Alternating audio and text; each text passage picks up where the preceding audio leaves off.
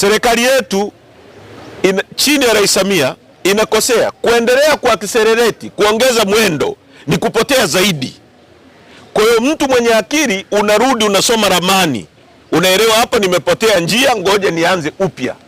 Kwa hiyo unapo accelerate wakati umekosea unapotea zaidi. Watu wanatekwa, serikali iko kimya, inafikiri watu wanatishika, watu wanazidi kuongezeka, wanaozungumza, wanaorani vitendo vya kutekwa. Sasa sijui mwelekeo wa Rais Samia, anafikiri serikali yake watu wote watatekwa mpaka wanyamaze. Hakuna siku watu watanyamazia utekaji, hata wakiteka watu kila siku. Kwa ni muhimu sana, kama umepotea njia urudi usome ramani. Tunashauri kuhusu hizi kesi hapa.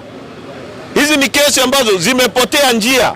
Kurudi na kuanza upya sio ujinga, ni kusuluhisha. Haiwezekani wewe unasema tutaandaa maridhiano baada ya uchaguzi.